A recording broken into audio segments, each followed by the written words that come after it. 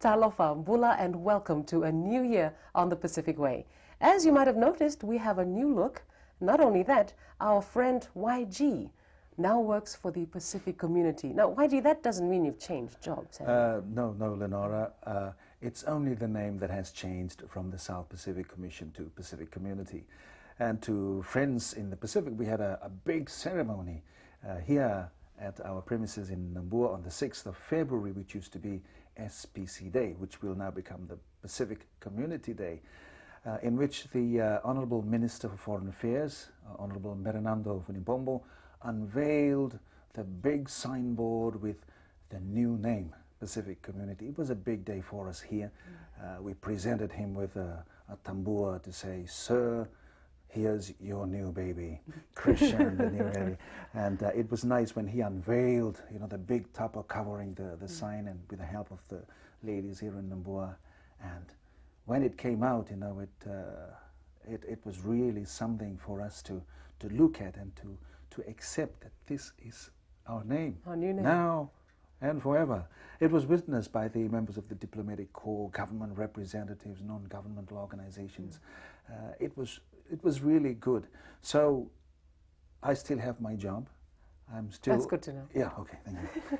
And it's only the name from the South Pacific Commission to Pacific Community. And one thing that came with it, Lenora, is the Deputy Director General, Dr. Jimmy Rogers, who used to be based in Nouméa, is now actually based with us here in our premises in Nambour. So that's something that the new name brought to us as employees of the Pacific Community. Now, I know it's a little bit late to be asking, but I'll ask anyway. How was your Christmas and New Year? Oh, well, Lenora, due to the weather and the difficulties, in the boats going to the islands, we didn't go this year. We thought if we were to go and then miss the boat, we might even miss our job too. So we decided just to stay in Suva. And during the new year, the usual tulo, one big bucket of water, just to welcome the new year. Typical New Year's, Yeah. New Year's in the islands. Okay, Vinaka YG. Well, let's get the show rolling now with music. Here's a clip from Tahiti.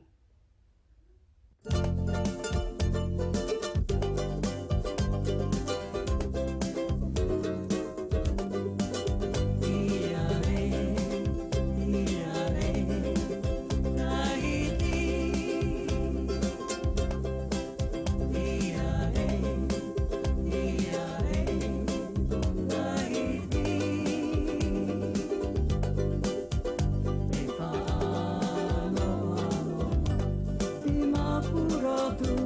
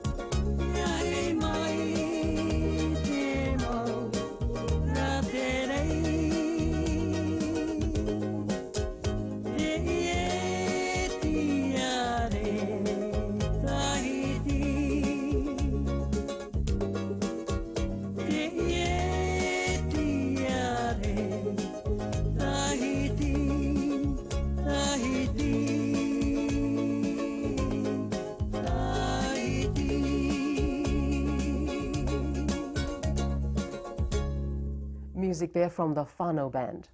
Last year, UNESCO, AusAid and the Pacific Community cooperated in a training course that was designed to give women skills in video production. Held in Tonga, the course coincided with the Pacific Women Television Producers Exchange meeting, quite a mouthful. Also held at the meeting was the judging of the programs for the annual awards. This report from the Regional Media Centre.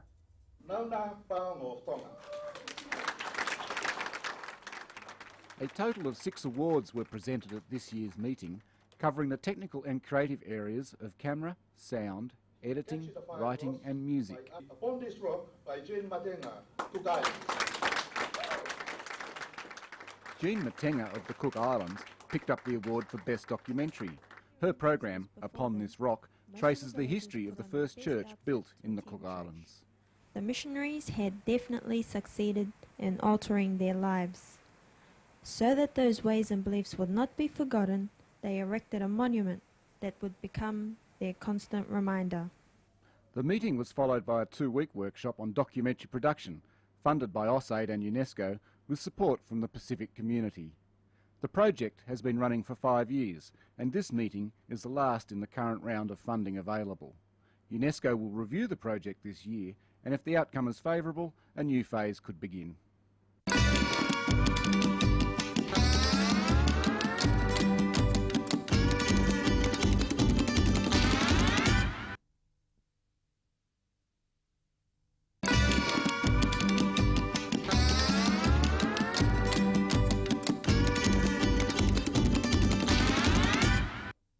Welcome back to the Pacific Way.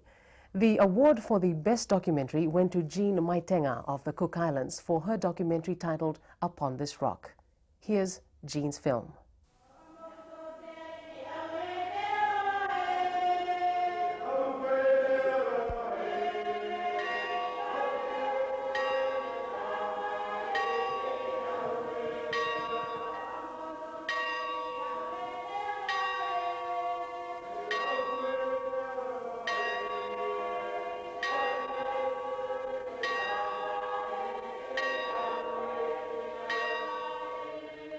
It is a normal Cook Islands Sunday morning in the village of Titikavaka.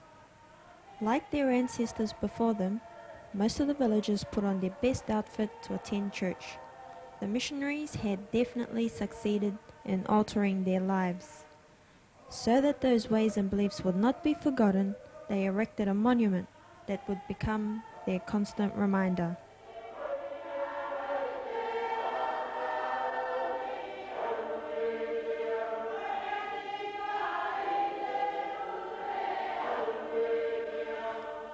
The gospel was introduced to Rarotonga in 1823. It eventually spread to the southern village of Titikavaka 4 years later in 1827. Not having their own church, they worshipped in the neighbouring village of Ngatangia.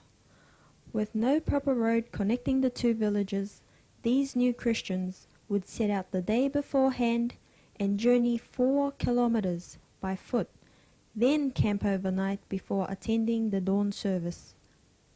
Despite their enthusiasm, some of these villagers had not completely accepted the new gospel. Hence adultery and heathenistic rituals were evident during these campouts. These practices later prompted the leaders to request for a church of their own. Approval was immediate, and Iro, a deacon, headed this new mission. From the 28th September 1830, the people of Titikavaka began worshipping in their own village. 3 churches were built, the first being at a site called Te Puna, where the major settlement in the village was then located. When we moved from Ngatangia to Titikaveka, this is where we decided, or our ancestors decided, to build the first church. And the reason why they chose this area, because there is a spring of water just up here, about 100 yards, just up here on the road. So it was a temporary building. It's built with bandanas leaves and coconut log as posts. But it didn't stay long here because the area was a bit muddy and inconvenient for people to live or for a church site. So they decided to leave Te Puna and move down to the next area called Rangitaku. This is Rangitaku, the second church site of the village of Titikaveka. They were in a hurry to complete the church, so they have to work during the night while the moon was on to have the church completed. And when the church was ready, it was called Tarai Marama. Tarai Marama means carving the material for the church during the night while the moon was on. Or it could mean to carve the light of the gospel into the heart of the people of Titikaveka. In front of the church, in the entrance of the church, there was a huge flat stone, Tokomauri. And that was the rock they put in front of the door of the church for people to wipe their feet when they go into the church. So from here, they shift the church over down the valley. But they left that big slab of rock in the ground over here. And where I am standing now is the exact area where that rock was removed. And I was one of the 4 who removed that rock and took it down to the village. Like the first church site, the area would get very muddy after rainy periods. For this reason, the church was relocated once more. Many felt that this was the fulfillment of the promise of Jesus to build his church upon this rock. This new foundation would withstand any floods. This is Pepe Utu, the meeting headquarters of the Uimataiapo of Te Murimotia. And this is also the last site where the church, the final church of the village, is now standing today. It is on this marae,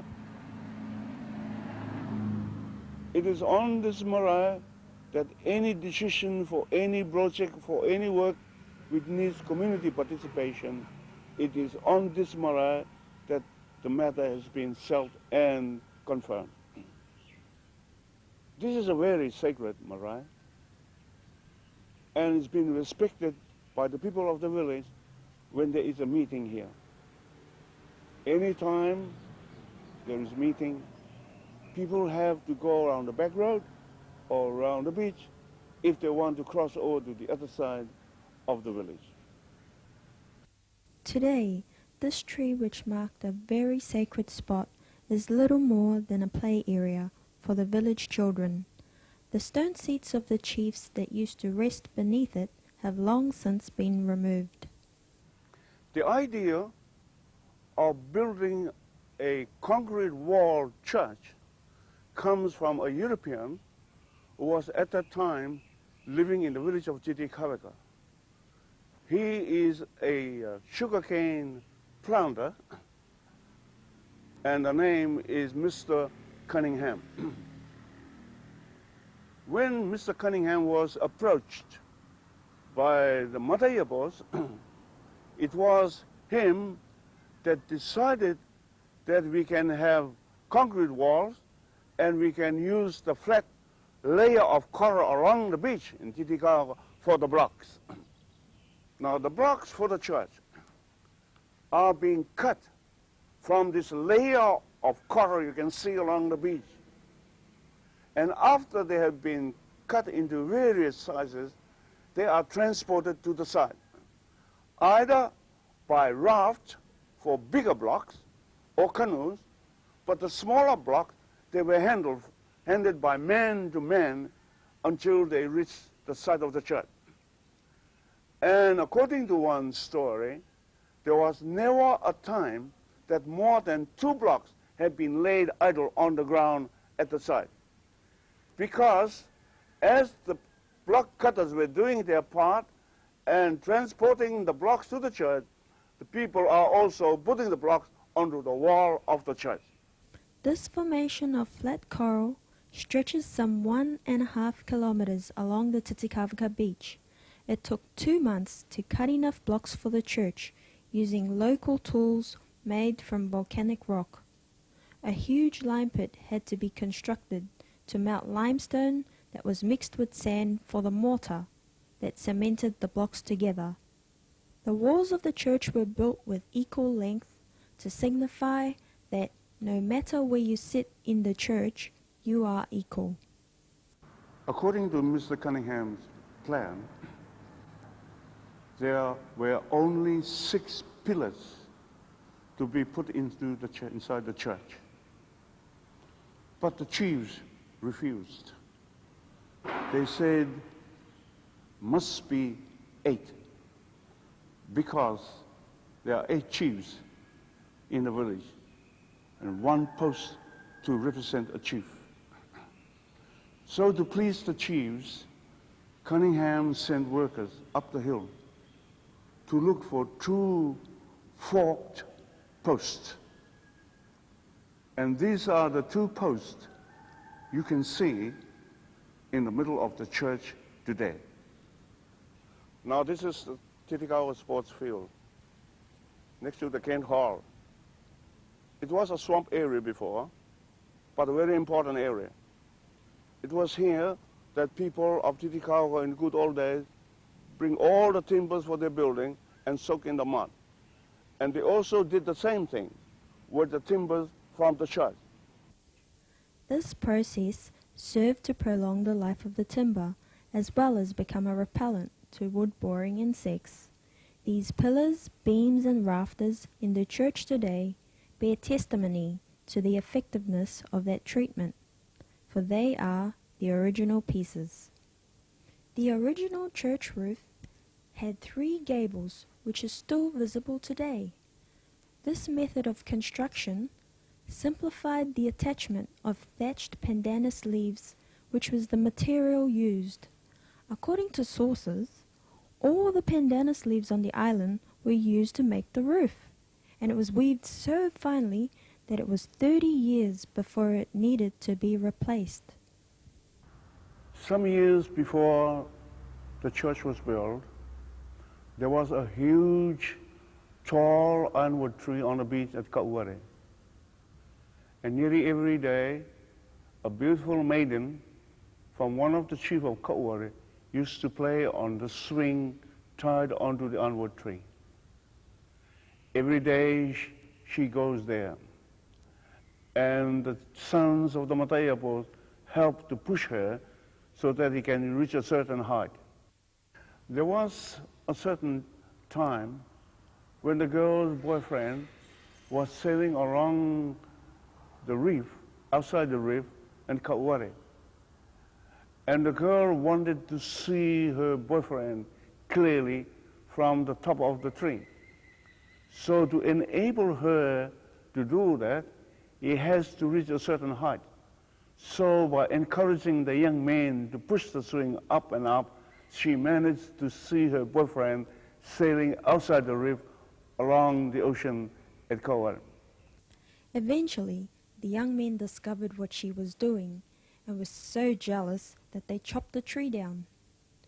Years later, when looking for a suitable tree for a pulpit, this fallen tree was recommended. The major church construction was completed in 4 years. There was a further wait of another 2 years before the timber for the floor and the main pulpit arrived from Great Britain. The seats, doors, stained glass windows, and the bell also had to come from Great Britain. After the construction of the church, the village was plagued by a dysentery epidemic. A lot of superstitious theories of the cause abounded at the time. All those who died, including 2 of the pastor's daughters, were buried on a hill overlooking Titikavaka. So this hibiscus tree you can see here is the Kota Inua of the country. It is the Toka Inua of this country.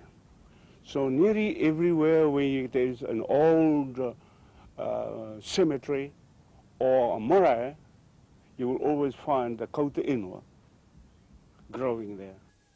Though most of this burial site was destroyed in the early 1990s, there are still some graves intact on the slopes, hidden by the overgrown bush. I don't know how many people died. But according to one version, it's about 128 people. But according to another one, it's over 100 people died. They were died of a special disease. And nobody knows what sort of disease is it. But when they were brought over here, they were brought over and buried over here, and they didn't allow anybody to be buried within the village. They were afraid the disease might spread to the people of the village. And that was the particular reason why they brought all the bodies of those people here and buried over here. In 1835, when the church was built, it has a wooden floor. In 1974, the wooden floor were rotten and was removed, and a concrete floor was put in place. But when the wooden floor was removed, it was found that there was a gap in between the ground and the floor is about 4 feet wide. And in 2 corners of the church, there were 2 big holes. And those were the holes the women sweep the dirt and the dust of the church into. So in 1974, there was a hill of dirt where the holes are. And the hill of dirt is about nearly 4 feet deep inside the church. When the wooden floor of the church was removed, it was found that some of the wood are still good. And to make good use of those good timber, they decided to build another wooden wall around the inside of the church. So they used the best wood off the floor to make the other wall inside the church. To build a concrete floor on a church, big church like this, we need a lot of cement. And cement are very costly too. It happened during that time that Cameron and Mills, who were the constructors of the airport, had some surplus cement left over. So we bought cement from Cameron and Mills for $2 a drum. And after finishing the floor of the church, there were some left over. And the leftover was used to build a wall surrounding the church. When the church was built in 1835, there were some divisions allocated inside the church. There's a division for the pastor and his wife, and another for the deputy pastor and his wife, and a much bigger division for our special guest. But in 1974, all those divisions were removed from the church. This segregation in the church is ironic considering that the walls of the church were constructed of equal length to symbolize human equality under God. When the church building, the present church building was renovated in order to put new windows and new doors and new tiles and things like that, this is one of the doors that were taken off. and put new doors.